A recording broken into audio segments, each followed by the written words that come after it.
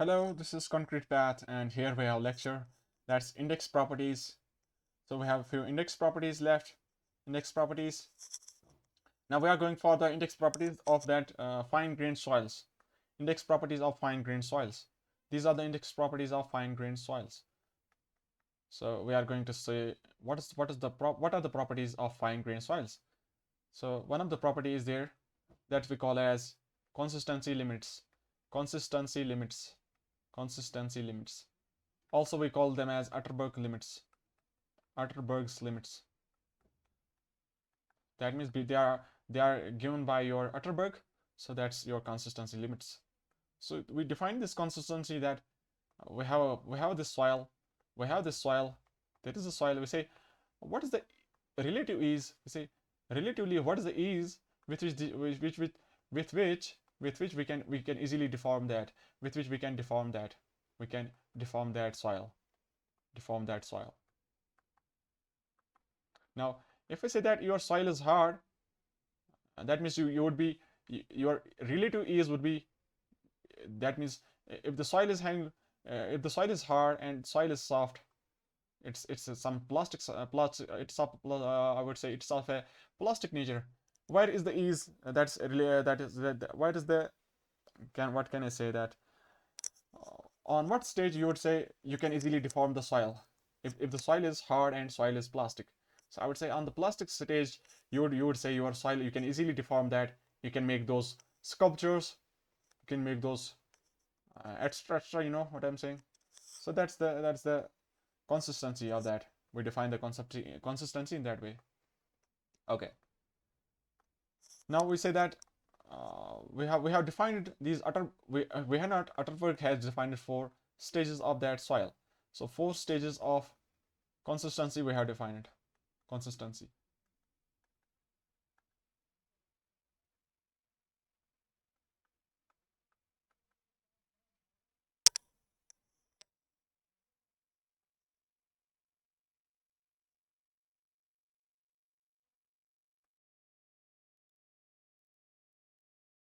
Okay, let's go. So we said that your Atterberg has defined those 4 stages of consistency. One of the stages there we call that as we can call that as solid. After that, semi-solid, semi-solid. After that, plastic and liquid, plastic and liquid. So these are the stages of the soil, stages of the soil itself. Plastic and after that finally liquid, liquid stage of soil. So we are saying you have 4 different stages of soil, and this is all because of change in the water content of the soil. So we say that how change in how change in water content how change in water content changes the consistency, changes the consistency. This is all the concept of that consistency limits. How we change, if we change little bit of water content in the soil, that is going to change the consistency of that particular soil. So that's your Atterberg limits. It changes the consistency. That is the relative ease with which we can deform that particular soil. Now we have from the concept, from the analysis, we have derived one graph. We have concluded to a graph. That's we say.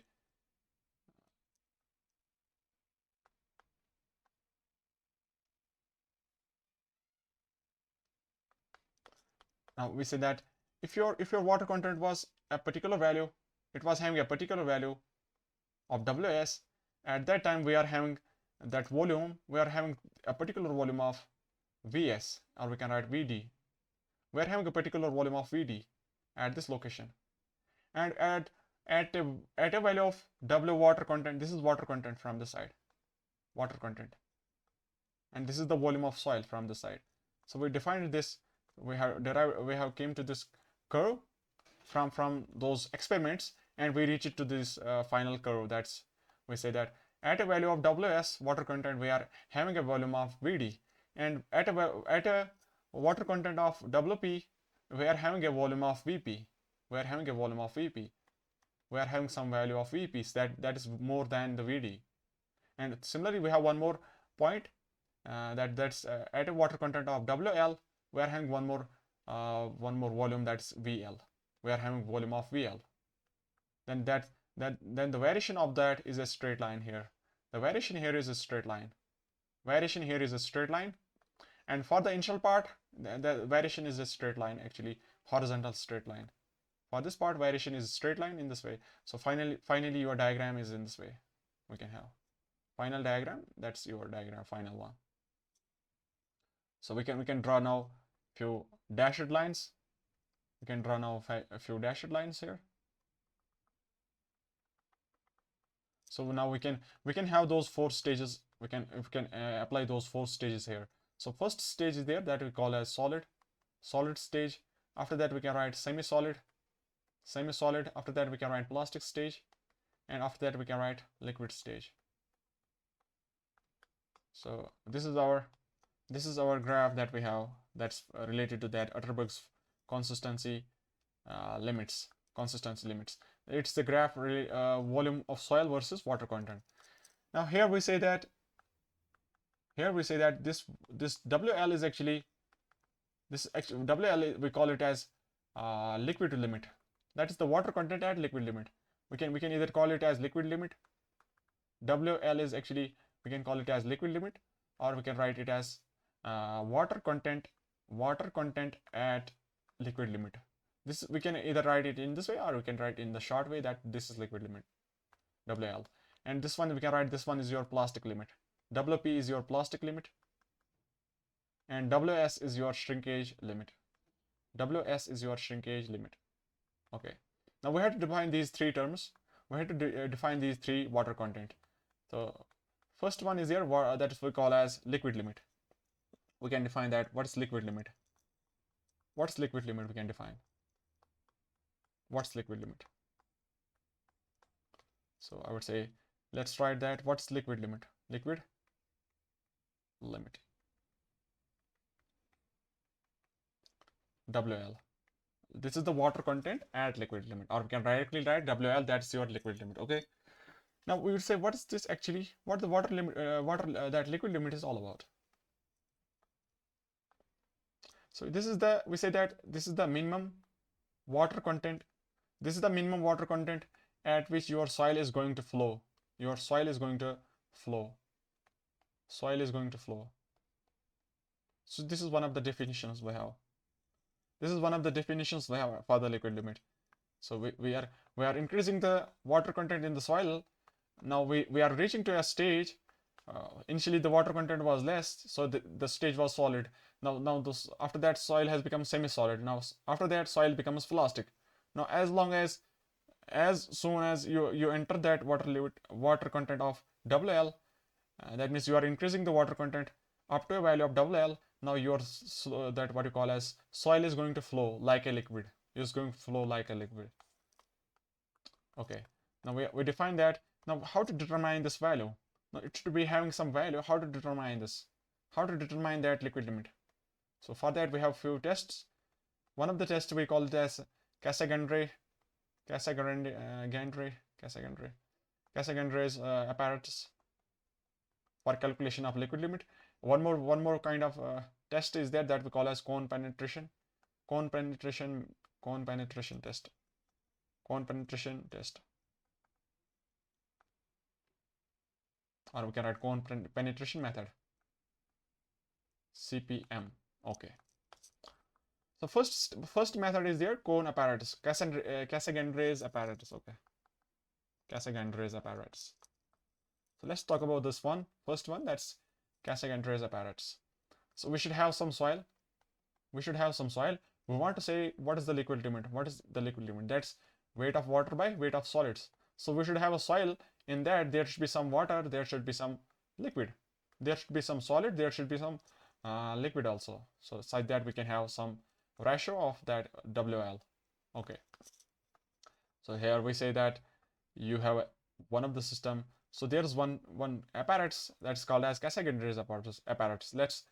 Let's make that apparatus here. Let's try to make that apparatus. So we say there is a pad on which all that stuff is going to rest, that's called as a rubber pad or base. This is rubber base, a rubber pad we also call it as. On that there is a pan that's going to rest on this. There's a pan that's going to rest on this one. So a pan is going to rest on this one pan. Let's say this is your pan P pan. Now this pan is connected to one of the system. Let's say there is some assembly, some sort of assembly is there. Now our pan is such that we are having a handle attached to this one. Let's say this is your handle, and we are going to rotate that handle we are going to have. Now this is some assembly. Here we count the number of blows. Here we count the number of blows. There is some meter attached here. So it counts the how much number of blows we have given. Now this pan, in this pan, let's zoom the pan. Let's say this is your pan from the top. Let's say this is top view. In that pan we are going to place that clay sample, soil sample of some let's say that 30 gram of soil we are going to place, and a little bit of water we are going to add, such that your soil sample is going to be formed. Now this is some soil sample we are going to place. This is soil sample. This is soil sample we are going to place. Okay. Now we are going to do one thing. By the Cassagendry tool, there's one tool that is some sort of in this way. That's Cassagendry tool. This is going to, we are going to use this such that we are applying that groove. We are going to make a groove in the soil. We are going to make a groove. We are going to make a groove. That's actually a cut. This is actually a cut. Groove groove of 2 centimeter. We are going to make a groove of 2 centimeters. So we are making the groove of 2 centimeters. So that means this part is left now. There's a gap of the clay by that 2 centimeters. Let's try to have that one more picture out here. So this is your clay now. This is your what you call as that. This was your tray or some sort of what I said earlier. So this was your pan. Let's say this was your pan, and the clay sample is now only in this part. So this is your clay sample, and from this side this is also clay sample. So there is a separation of 2 centimeters. There's separation of 2 centimeters. Now I want to close this gap now. We want to close this gap. Close the gap, or we can say close the groove. We need to apply that impact. So we need to lift. We are going to lift this pan now. So we are going to lift this pan. We are going to lift this pan up and down. So this is, we call it as rise and fall mechanism. So here we have some rise and fall mechanism, such that we are lifting that pan along with that soil, and it's falling on that pad. So there is impact. So because of that, there is transfer of energy, and that groove is going to be getting closed. So that gap is going to get closed with the number of blows. So we have to apply the number of blows to close the gap. That we write as N. Number of blows to close the gap. That's groove of 2 centimeter size. 2 millimeter. Yeah, 2 millimeter is there. This is 2 millimeters. Groove of 2 millimeters, I think. Now there might be different. Now we will be having different values of N. This is your value of N. That's number of blows to close that gap. We are having different values. So at different value of water content, we are having different value of N, because your consistency is a function of water content. Now we have to say what is the liquid limit. We have to define what is the liquid limit now. So we would say it is that water content. At that time your soil needs only how much number of blows? Needs 25 number of blows. 25 number of blows to close that gap. So that's here we have. That means N at the liquid limit is equals to 25. That is the number of blows to be applied for closing the gap is equals to 25. At that limit of water content, we say that this limit is your liquid limit for water content. Do you got it? Now I would say when you apply when you try to apply one of the what you call as one of the blow or impact, it is going to come closer. After that, it's coming to few more that gap closer, such that the final gap is almost to zero. So it would take few blows to close that gap, and that we need to count that how much blows it needed to close that gap on a different value of water content. So we had to perform this test, few trials. We had to perform few trials for this test. Few trials we need to perform that. I would say if there was water content of W1, at that time you had number of blows required to close that gap was the N1. To close that gap, you need this much number of blows. And at a water content of W2, you need N2 number of blows. At water content W3, you need N3 number of blows. Then we say that if the value of, let's say, N value was in this range 10, this was 15, this was 30, and one more water content was there. At that time, your number of blows was N4, such that this was 27. And one more water content is there, that at that time your number of blows was 40. So we would say that our water content should be such that your number of blows required is only 25. But as per the observations, you did not got the value of 25 in here. So from finally you would say, where is the value of 25 possible value? Where is the possible value of 25? So I would say one of the value is 30 here, one of the value is 27, one of the values 15. So I'm going to take water content W2, having that N2 value of how much? 15. And I'm going to take that water content of W3, having that number of blows as 27. So based on these two, we are going to have that interpolation of that curve, so such that finally you can get what is the for number of blows equals to 25, what is the water content that we can call as this is your liquid limit. This is your liquid limit. I hope you got that all. I hope you got that all. Okay. So all this casting apparatus is that you have that what you call as, you have that pan. This is your pan, and inside that you are placing that clay. Now you are because of that tool, you are making a groove of gap such that here we have no clay. Now we are going to rise and fall this assembly mechanism. Because of that mechanism we have, because of this mechanism, we are going to apply impact on this what you call as, on this clay sample present in the pan. So because of that, there is going to the gap is going to be get closed with the number of blows. So we say that the liquid limit is that water content at which number of blows required to close the gap is 25. So based on this, we can now we say that the curve that gets formed, if I have the plot of the if I have the plot for that,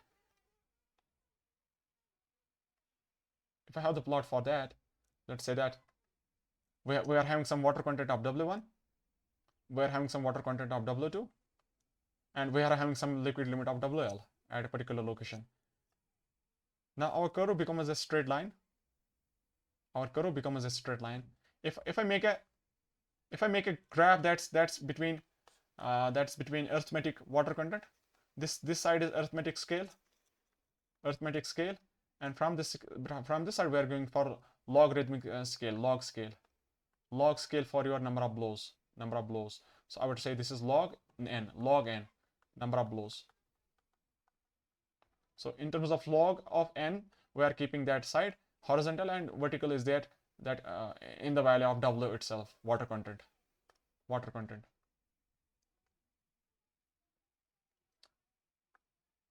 And the curve is that we got a straight line curve. If I have the log, if I have that value of n in terms of log, so that curve becomes a straight line. Now we say that at this value of W1 we have some value of log n1. We can write this one as log n1, and at the value of W2 we have some value of log of n2. Now at the value of that WL we are having some value of log. Here we can have, I would say this is some log of 25. So at this location, at this value of log of 25, we are going to say that this value of WL is actually liquid limit. This water content is actually liquid limit.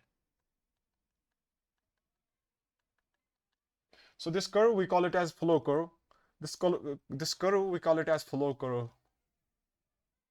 And the slope for this curve slope for this curve, that's the flow index. Flow index is the slope of that curve. It's the slope of this curve, flow curve, and its value can be the value for if, that we write it as if. So we can calculate if from this curve. So the value of if is actually w1 minus w2 divided by log of n2 minus log of n1.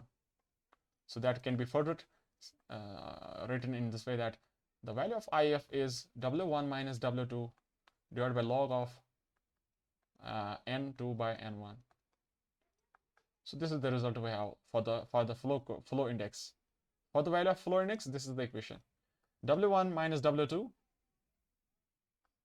divided by log of n2 by n1. Okay. Now we need to have few important conclusions from this curve. From this curve, we have this slope of the curve. Let's talk about that particular slope of the curve.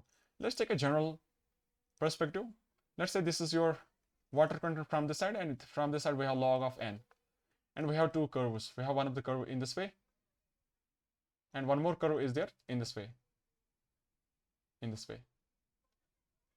Let's call that first one as curve number 1. This is curve number 2. Flow curve 1, flow curve 2. And I would say, can you tell me that, and firstly we are going to write here the flow index is a function that it says that flow index is more. If the flow index is more, can you tell me what that means? If the flow index is more, that means if the slope is more, can you tell me what that means? So if the flow index is more, that means the slope is more. Okay, slope is more, that means for the particular value of water, that means, yeah, let's pause that.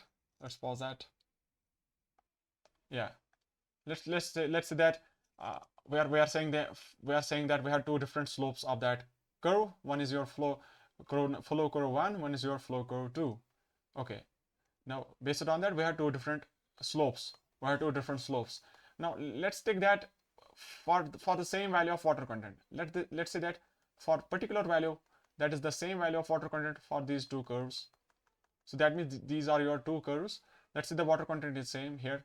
Let's say this is 20% water content, weight of the water by weight of the solids. Let's say at this particular same value of water content, what do you got from the horizontal? What you are getting from the horizontal? I would say you are getting some log of n. So this is, I would say this is less value. Here we have one value, log of n1, we can write here, log of n2, and we have here one more value, that's log of n1. I would say your log of n1 is greater than log of n2. Can we say that? So that means for same value of water content, you have to apply more number of blows. You have to apply more number of blows for the soil 1, and you have to apply less number of blows for the soil 2. So that means for same value of water content, your number of blows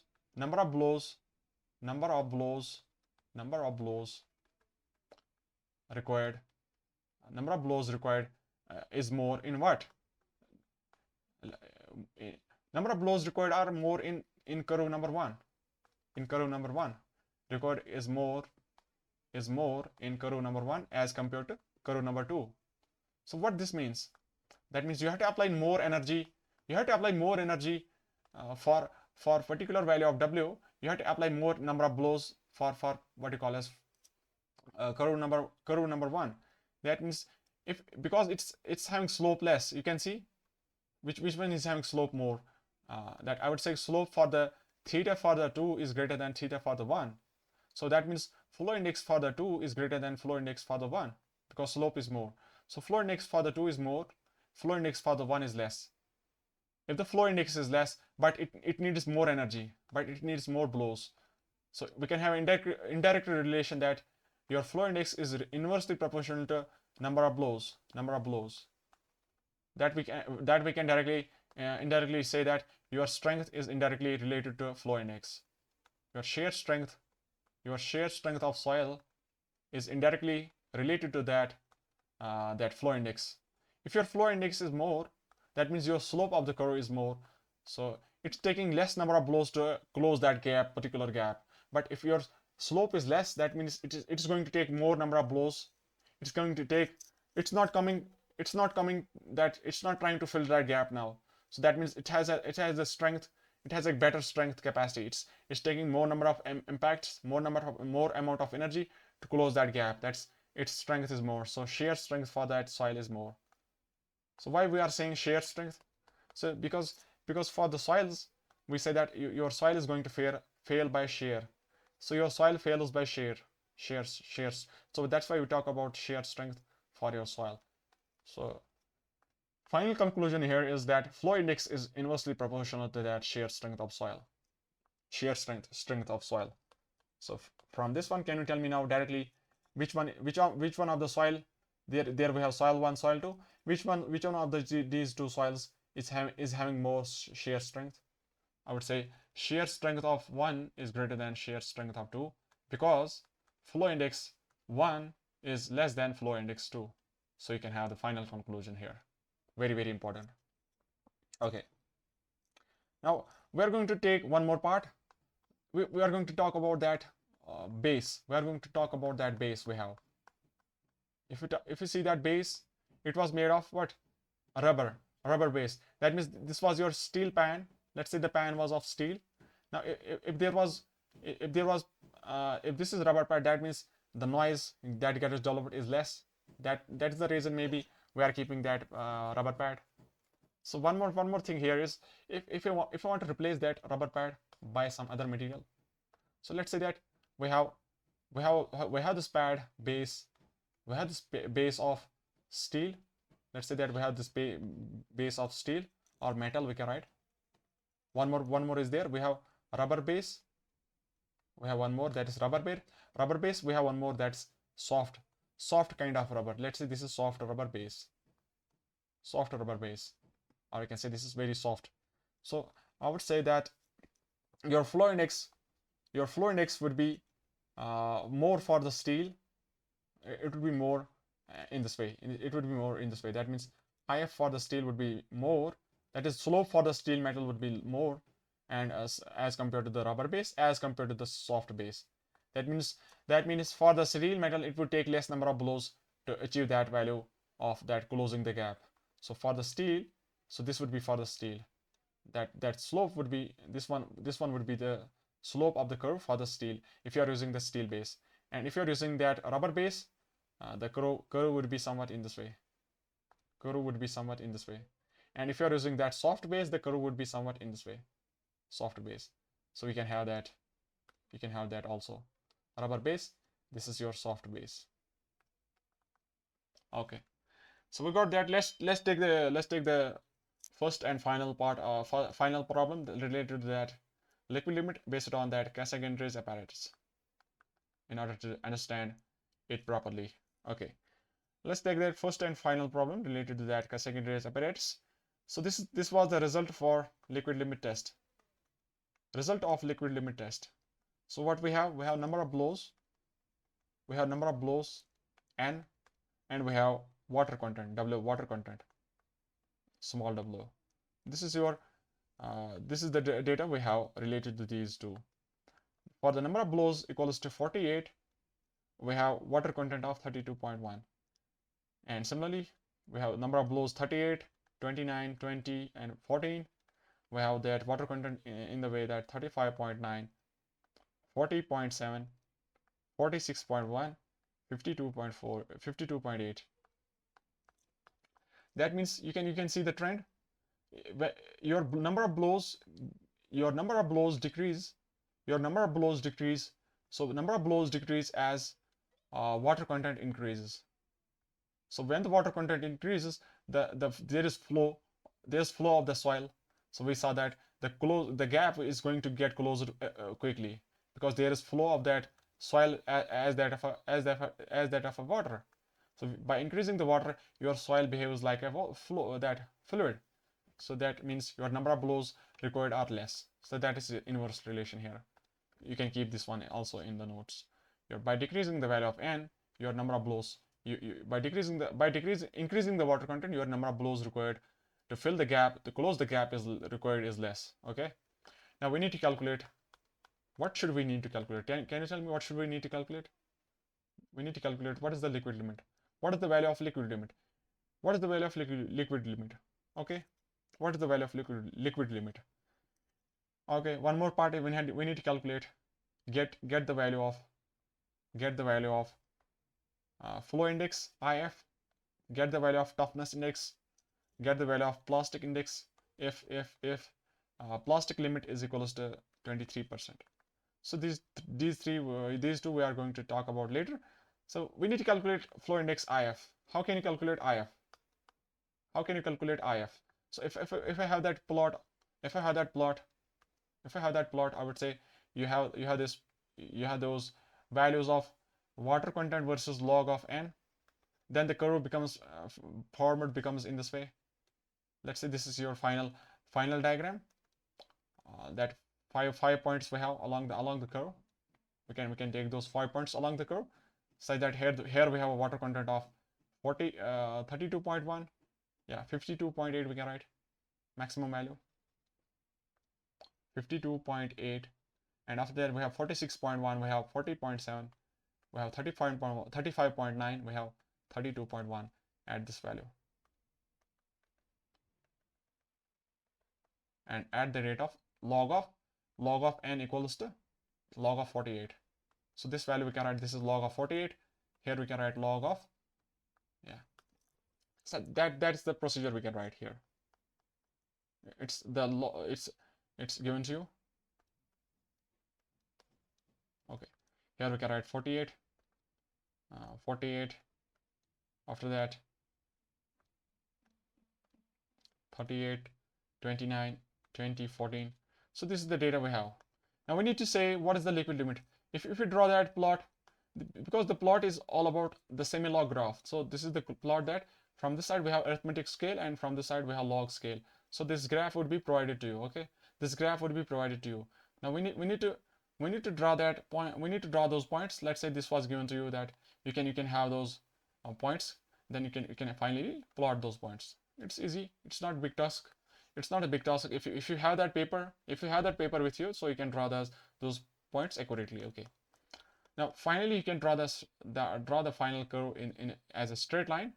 You can draw the final curve as a straight line. Now we need to say what is the liquid limit. What is the liquid limit and what is the flow index? So flow index is actually that slope of the curve. Flow index is actually slope of the curve. The flow index equation we have W1 minus W2 divided by log of N2 by N1. So based on those we can write your W1 minus W2. So we can write here 52.8 minus that final value of 32.1. 32.1. This is the water content difference, and we have log 10 of N2 by N1. Your value of N2 is actually 48 and your value of N1 is 14. So 48 and 14 we can write 48 divided by 14.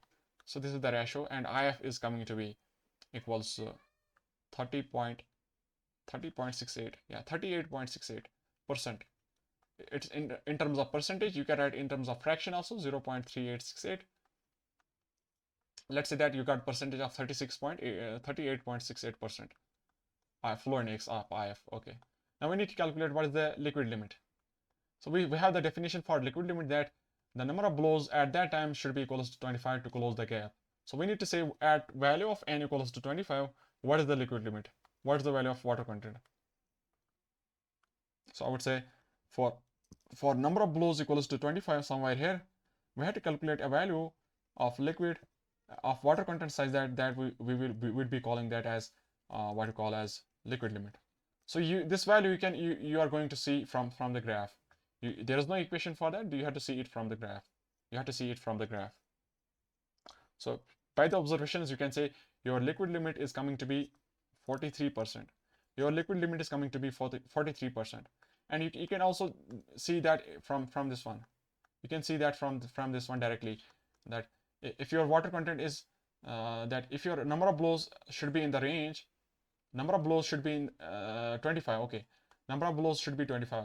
Here we need that number of blows equals to 25.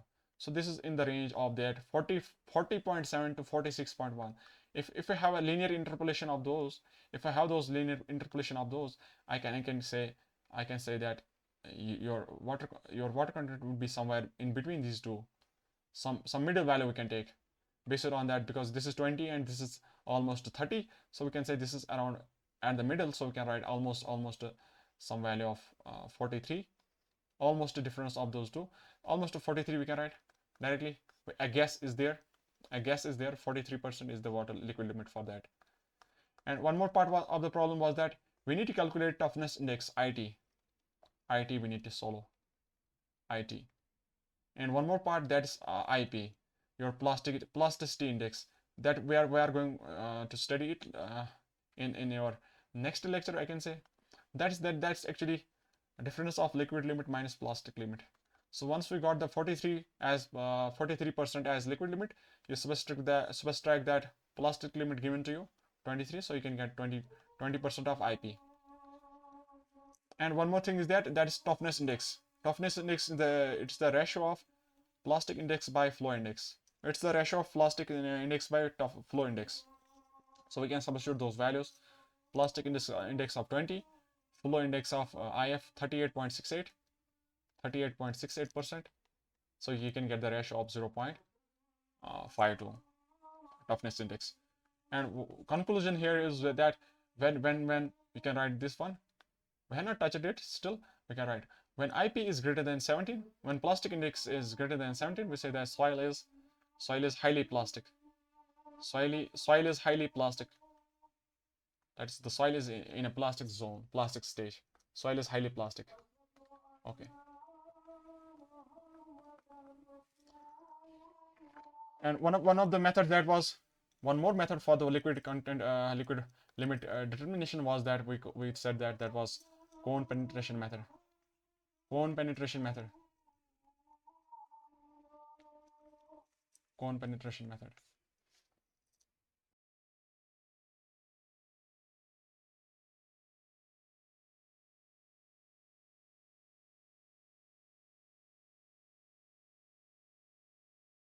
Let's say that this is your assembly for your cone penetration test. That this is your base, this is your base, this is your base, and here we have that soil specimen placed in a cup.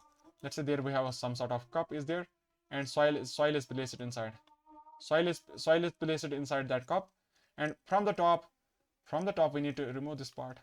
From the top we have a cone type of system, cone type of assembly is there. So it is attached to a graduated scale. There is some scale is provided here, graduated scale we can write here.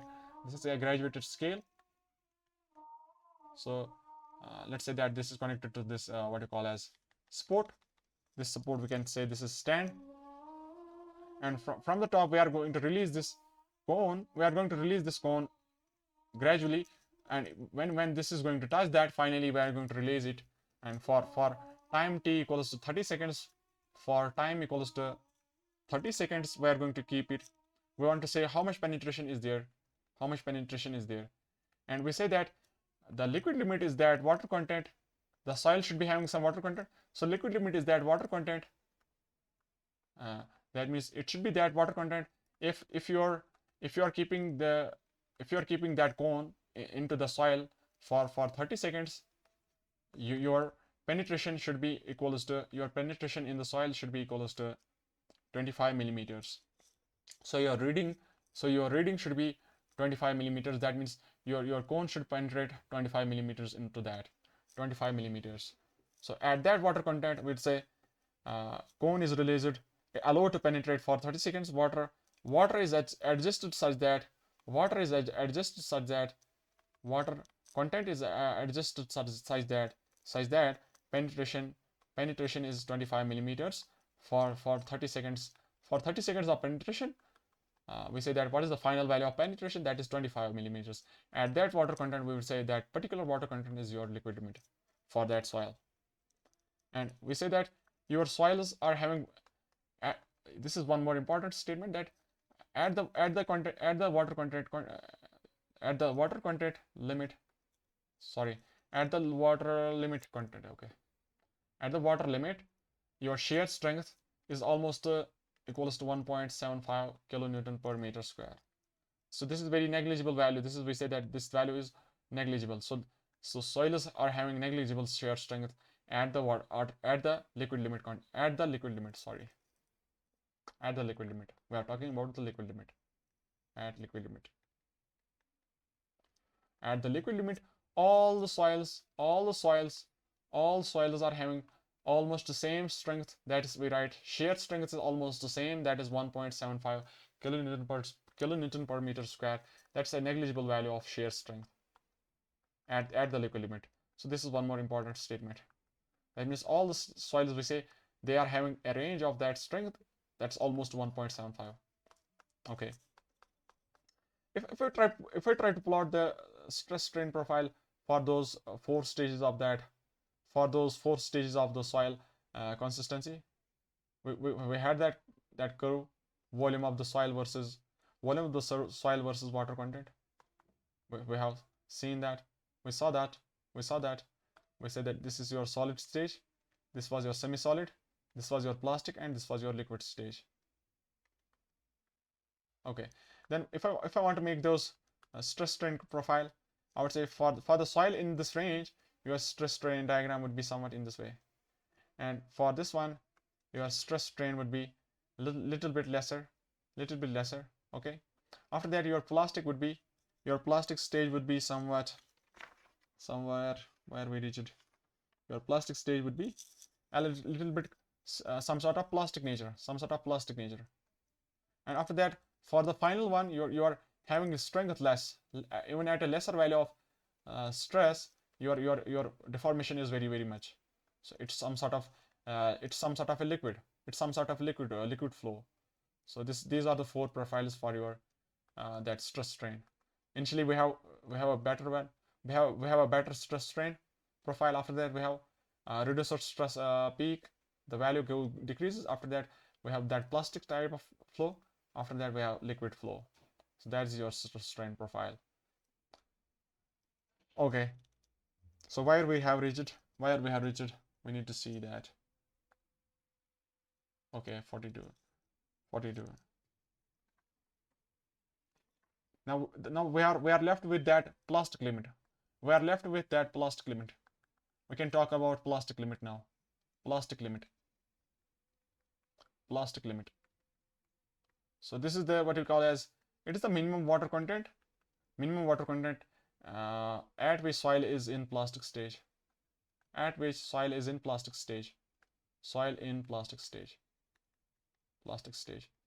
We wrote one definition, that was IP. That was the difference of liquid limit minus plastic limit. If you have that general graph, so if I say that this is plastic limit, this was liquid limit. So if the soil is in this range, having water content in this range, that's your soil is in the plastic stage. We say that soil is in the plastic stage, and that range is we represent by the IP value. So that's your plastic limit, that minimum value of water content such that your soil is in the plastic stage. Now, as per the test point of view, when we perform the test, we say it has one more definition as per the test point of view. When you perform the test, lab test, see what we are doing. So we have a soil sample. That soil is dried. Okay, that soil is dried. Then seaweed. So this is very important here. Which of the sieve we are going to use? Seaweed through 425 micron sieve. From this sieve, we are going to sieve that particular soil, and the result we got. Let's say this was your seaweed product. This is the passing, and this one we are going to keep. We are going to take that soil passing 425. Now we take that around 30 grams of that, 30 grams of soil, and add distilled water. To that. Now your soil should be some sort of plastic nature. So your soil, you should add that amount of water such that your soil is in the range of plastic nature. So that finally make that plastic soil. Try to make the plastic stage. Try to make the soil in the plastic stage. Now we would say that take 1/3 of that 30 gram. 1/3 of that 30 gram, that is almost 10 grams. Take 10 grams of that soil in your hand. in your hand, in your hand. Now try to make a roll of that, try to make a ball of that, a spherical ball. So you made a ball of that 10 gram. So after that we have a glass paper, glass that sheet. We have a glass sheet is there. A sheet of glass is there. Let's say that we'll have a glass plate we can write. So this is your plate, glass plate. Okay. So on that you are keeping you are going to keep this one. You are going to keep this one. Now because of the fingers, because of the hand and the fingers, you are going to roll now. Now you are going to roll that what you call as soil sample. Now you are going to roll that sample on that plate, sample on that plate, glass plate, by your hand. You have to do it by your palm and fingers. Now there should be a the final result would be some sort of that roll would be formed. A roll kind of thing would get formed. So that we call it as a thread. So a thread is getting formed. So we say that its diameter should be around 3 millimeters. So diameter of that roll should be diameter of that thread should be 3 millimeters. Now we should have a water content. Now our liquid limit, our plastic limit is that value of water content we have added in the soil sample size, that at this water content your soil thread is now going to crumble, as soon as you are making that particular what you call as that roll of the 10 grams. You are going to make a what you call as thread. The diameter should be 3 mm. If the diameter was 3 mm, at that time you have to see if there is cracking going to develop. If there is cracking of that particular thread, that means this limit we are going to say this is your plastic limit. Now if I say water content, if I say water content was more, if the water content was more in the soil greater than plastic limit, that means you can make a thread even of 1 millimeter also, and it's not going to crumble. It's not going to crush or crumble. It's not going to get crumble. Crumble means getting that into pieces. So it's not going to crumble here because we have water content greater than plastic limit. At that time, even the diameter is also less, so it's even not going to crumble. So we have to adjust the water content. We have to adjust the water content size that you are making a thread of 3 millimeters only. You are only making a diameter of 3 millimeter thread, and as long as at the time of making the diameter equals to 3 millimeters, at that instant your soil that thread is going to crumble. Here this is going to crumble. That means it's going to get separated here. That limit of that water content, that particular water content, is we call it as plastic limit. That we call as plastic limit. Okay. So that's it. That's it for plastic limit. Now final one is there. What we have, shrinkage limit. That final one that we have shrinkage limit at this location. We got that plastic limit. We talked about liquid limit also. Now we say that what is the shrinkage limit? From the graph we have the relation that this from this side we have this what you call as VL, we have this VP, and we have this we call it as VD. So this is actually volume of soil.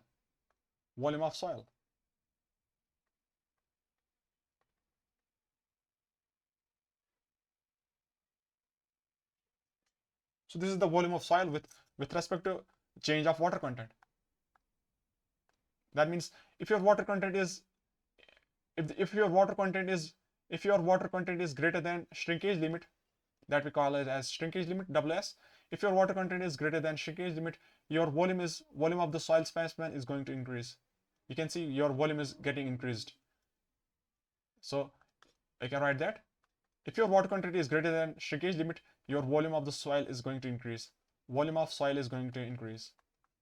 Now, so from this we can define that what is the shrinkage limit. What is the shrinkage limit?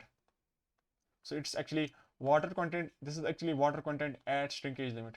So in short we write it as WS is your shrinkage limit. So your shrinkage limit is actually a water content in short. So shrinkage limit is that particular value of water content, water content at which if you try to decrease the water content here, if you try to decrease the water content, there won't be any change in volume. There won't be any change in volume.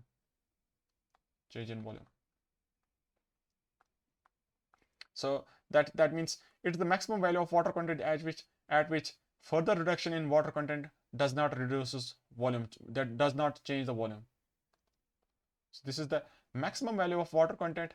So this is the maximum value of water contents at which, if you're trying to decrease the water content, that means you are decreasing the water in the soil. You are decreasing the water amount in the soil. If you're trying to decrease the water amount in the soil, there won't be any change in the volume. So this is the maximum value of water content at which, if you're trying to decrease the water content now, you are trying to decrease the water in the soil, there won't be any change in the volume.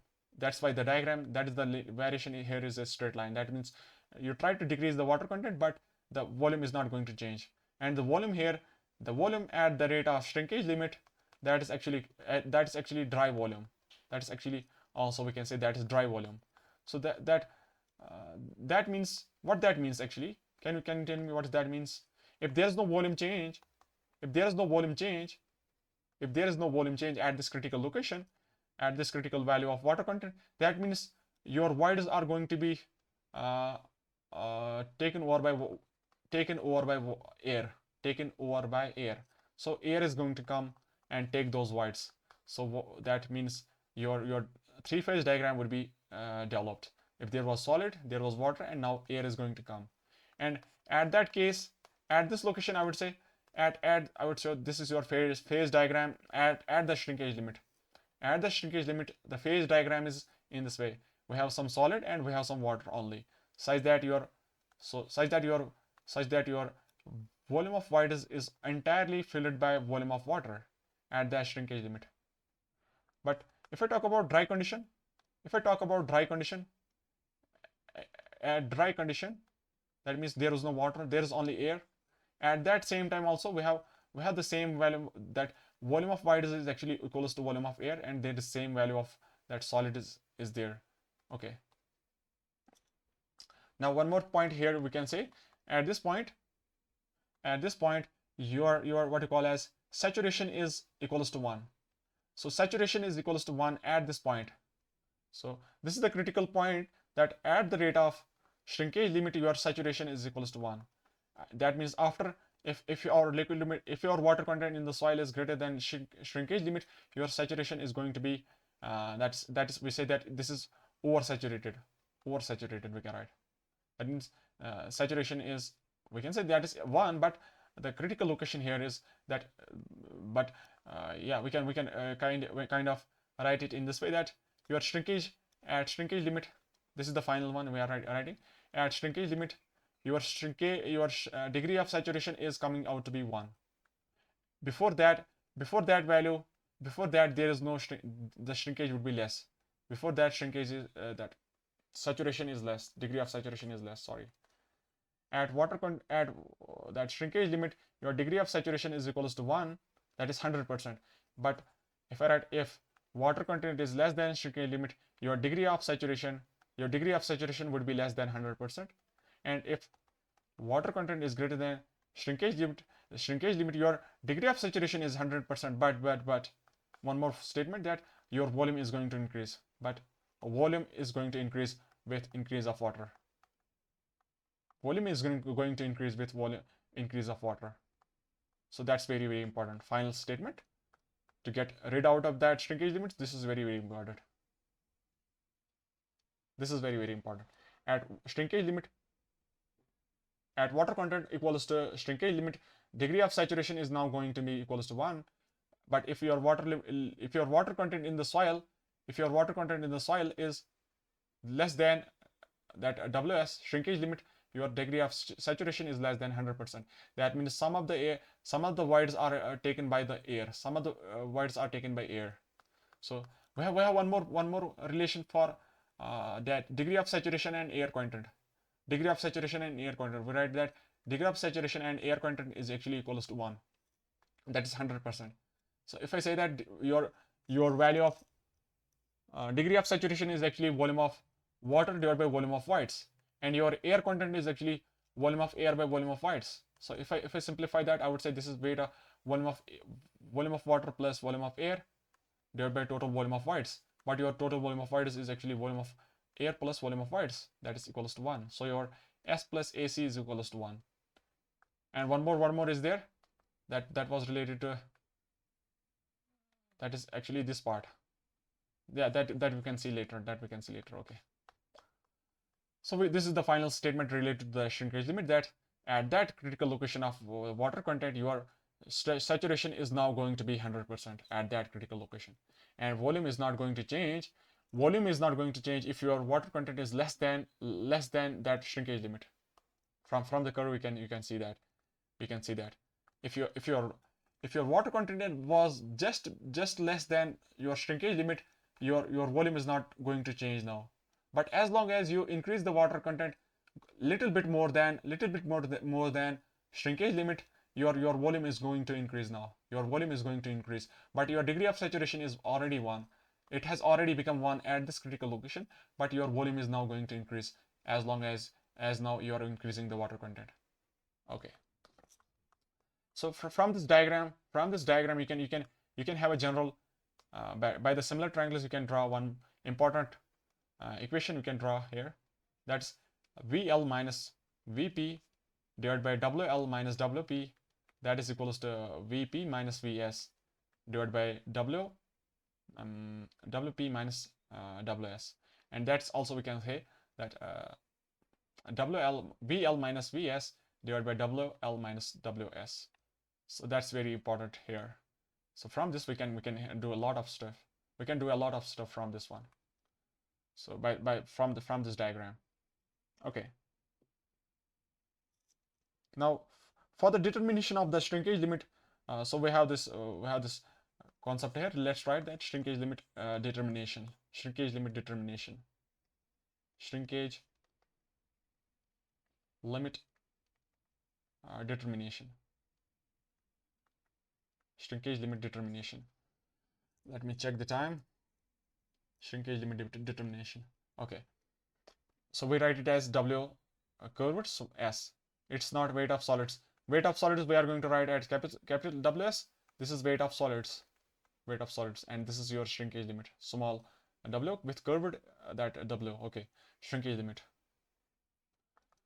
Now we say that we have that diagram. That this was your yeah, in this way. That means at the water content equals to shrinkage limit, your volume was dry volume, and if you are now increasing the value of water content at that location, you are having some volume greater than V dry. So let's take any general start. Let's take a start point. That we are having a soil. In this case, we are having a water content greater than shrinkage limit. In this case, if your water content is greater than shrinkage limit, what that means? That means your volume is greater than dry limit.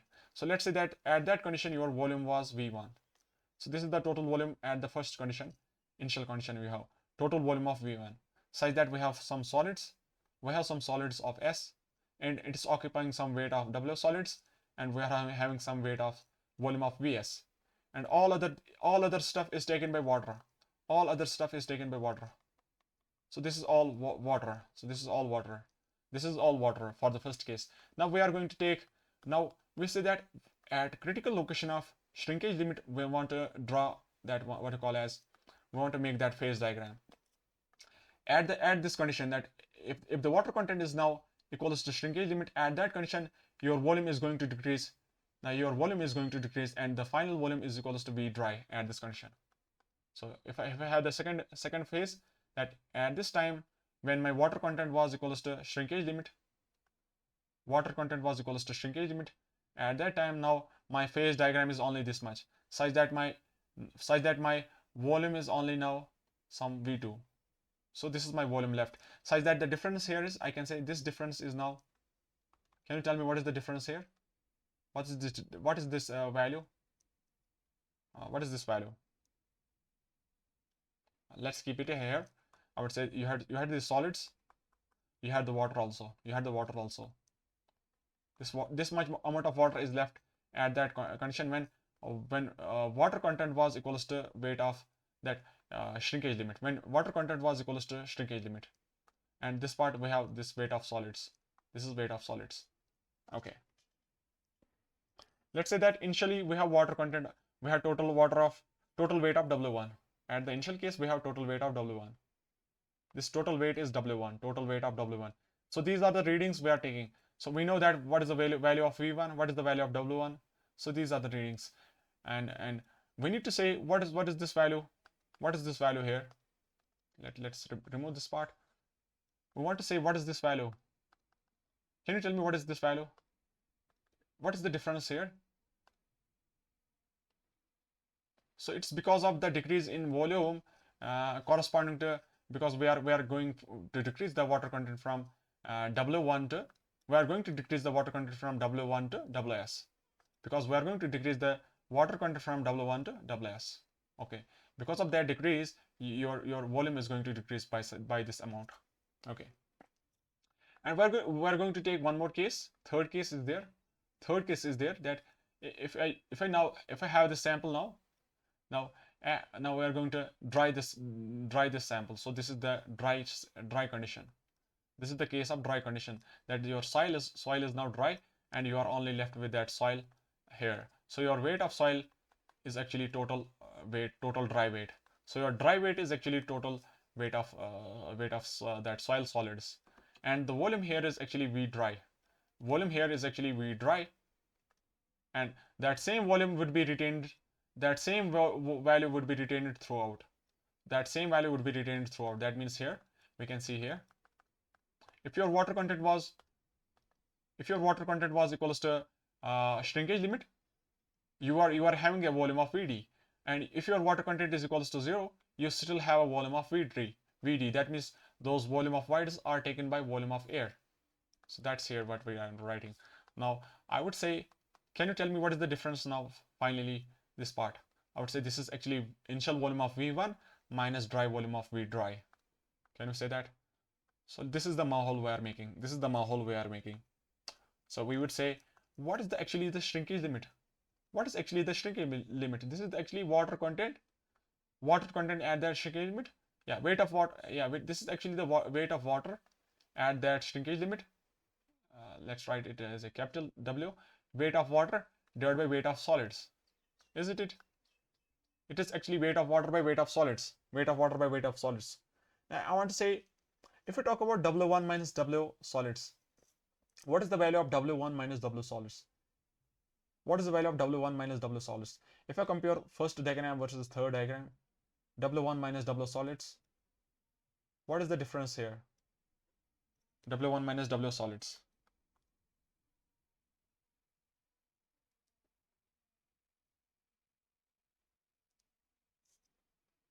If I write, what is the value of W1 minus W solids? That's actually W dry. That is also equals to W dry. W1 minus W solids is actually in this case we are having that W dry, weight of solids, and in this case also we are having W dry, that is weight of solids. Okay, this part gets cancelled because of this difference, W1 minus Ws. But the thing here that is left is this water of what you call as total water of V1 minus Vs, total water of volume of V1 minus Vs, V1 minus Vs into gamma W. So this is the total weight difference because of these two, W1 minus Ws. Weight of 1 minus weight of solids is actually volume 1 minus volume S into gamma W. Okay. Is that equals to water content? Is that actually, I want what is the water content at this second condition, that is at the shrinkage limit. I want water content at shrinkage limit. I want this one at the rate of shrinkage limit. So I had to calculate this one at the rate of shrinkage limit. Weight of water at the rate of shrinkage limit. So for that, I had to zoom it. So I would say this is the weight of water at the shrinkage limit. Weight of water at the shrinkage limit. So this part we need to calculate. What is this weight of water? So this can be calculated from the first one. So if I say that this weight of water is actually, weight of water can be solved in this way. Let's remove the first step here. If I say weight of water at the shrinkage limit can be solved in this way, that if we have that weight of 1, so weight of 1 is actually total weight. Weight of 1 is actually total weight. If I subtract the weight of solids, so you are getting, so this part is actually how much? This part is actually V1 minus Vs times gamma W. You can see that also. So for that, from that also I had to subtract this much volume of this much volume. I had to subtract this part. So this part I had to subtract so that I can get weight of water at that shrinkage limit. This part I need to calculate.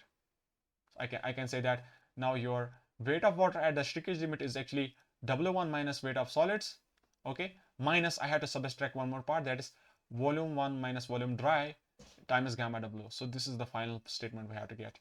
So this is the weight of water at the shrinkage limit. So that part we can substitute here. So this is W1 minus Ws and minus times V1 minus Vd into gamma W. So that's your weight of what you call as weight of water. So that we can substitute here to get the shrinkage limit. So that means your shrinkage limit is equals to weight of water, that is W1 minus Ws, then minus of V1 minus V dry times gamma W divided by weight of solids. So this is the equation we have for the shrinkage limit. And from this shrinkage limit test, this is the shrinkage limit test, and from this we can also get the specific gravity also. Specific gravity of soil solids can also be computed. So that is gamma S by gamma W. That is actually weight of solids by volume of solids divided by gamma W. So that from that we derive that relation, that the value of G is coming to be equals to G solids is coming to be equals to weight of solids by V1 times gamma W minus weight 1 plus weight solids. So this is the final result that we get from the same derivation. So one more statement here we can have. That's called as shrinkage ratio. One more concept that is called as shrinkage ratio.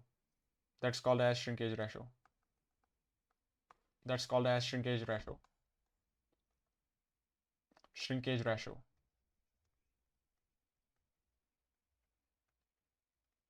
Let's write it as SR, shrinkage ratio. So it's actually that volume change in the soil above the shrinkage limit. So that it's comparing those ratios above the shrinkage limit. So if I have this curve, so it's talking about the water limit, water content greater than, it's talking about that water content should be above the shrinkage limit. So it's defined for water content above the shrinkage limit. Let's say that we have some value of V1 and we have some value of V2. At that level, at that point we have some water content W1, and at that other point we have some water content of W2.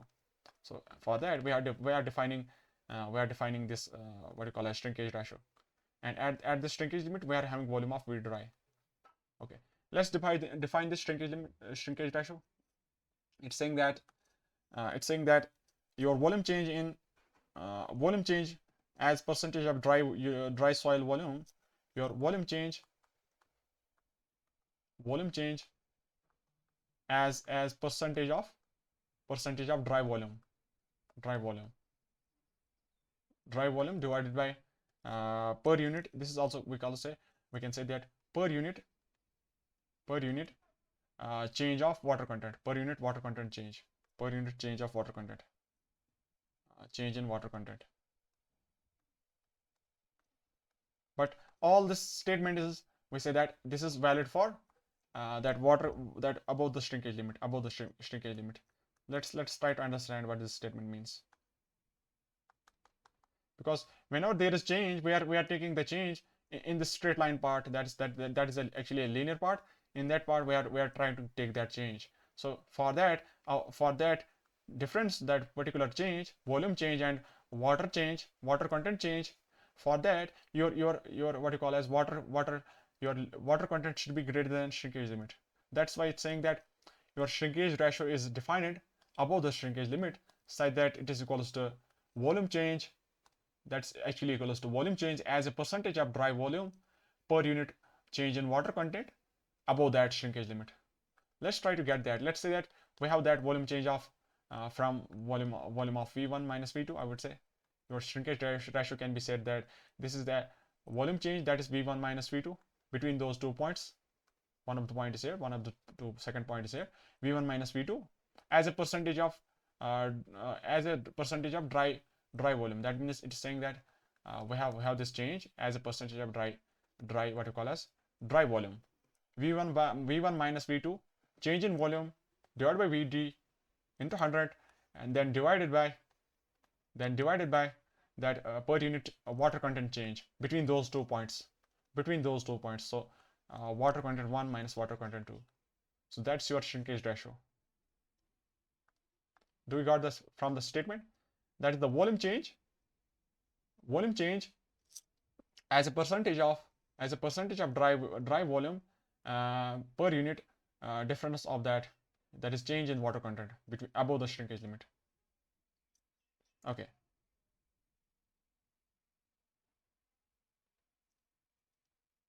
Okay.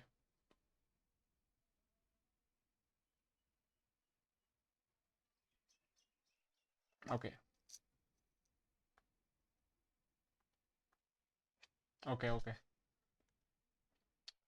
Now let's go to the equation we have. That is the shrinkage ratio is that change in volume between the 2 points divided by that dry volume, and this what you call as the difference of water content between the 2 points. If I talk about in terms of fraction, if I say that in terms of fraction, if I define it in terms of fraction, so I have to ignore that 100. So I would say this is your in terms of fraction. Now I want to convert that water content in terms of that what you call as volume. Water content in terms of volume. So I had the equation that water content is actually weight of water by weight of solids. Yeah, we can write it in capital. So this is weight of water divided by weight of solids. Okay, water content is actually weight of water by weight of solids. But what about weight of water? Is it occupying some volume? What about this weight of water at a particular location? If we say what is the water content at particular location of W1? Can you tell me what is the water content at particular location of what W1 at this location of 1? I would say that is weight of water 1 divided by weight of solids. See, the solids are not going anywhere. Only the thing is that is changing, that is the weight of water. So here we can write this is weight of water 1, and that weight of water 1 is related to the volume V1. That is related to the volume V1. So we would say that weight of water 1 at that particular location is actually gamma W times volume V1. And similarly, your water content W2 is actually gamma W volume 2 divided by weight of solids. So these two we need to have in order to change the equation. Let's keep those two values.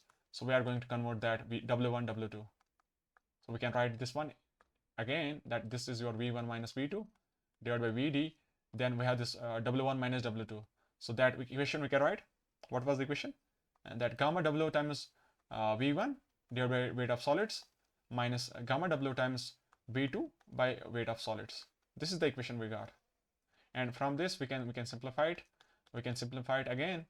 We can write this is V1 minus V2 divided by V1 minus V2, and we are left with that V dry, and in the denominator of that final one that gets to the top, that becomes Ws by D, and you are also left with that gamma W if you keep that outside. So finally your shrinkage ratio as a fraction becomes weight of solids by dry volume of the soil into that gamma W. So this is the equation. Now I would say, what is this value? That you had some solids, you have some weight of solids, and there is some dry volume of the soil. What is the gamma we get out of that? That's called as dry unit weight of the soil. Can we say that that's weight of solids? That's actually dry weight of soil also.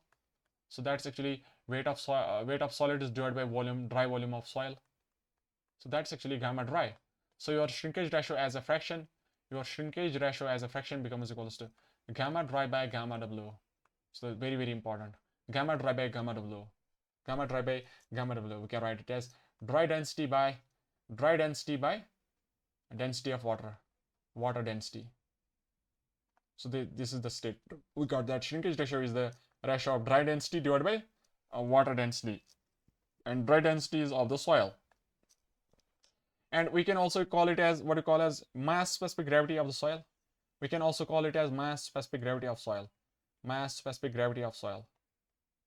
Gravity of soil. So that's represented as GM. So that GM is also, we can say this is also equals to SR. And because the GM is actually gamma dry by, that's particular value of gamma divided by gamma W. This is actually particular value of gamma divided by gamma W. But if you're that gamma becomes gamma dry, so we can say this is your that particular value of GM. So finally your G becomes, we can make it very clear that what this G is actually. So we can write this is mass specific gravity of soil in dry state. To be more specific and more clear. That is the mass specific gravity of soil in the dry state is actually GM. That is also equals to shrinkage ratio. And here we have to replace that gamma by as a value of gamma dry. So I would say your GM is actually equals to SR equals to gamma dry by gamma W. But your GM is actually in the dry condition. It should be in the dry condition.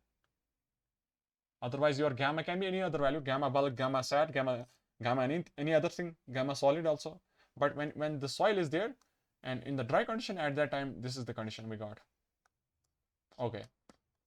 So one more final concept is there, that is called as volumetric shrinkage. Volumetric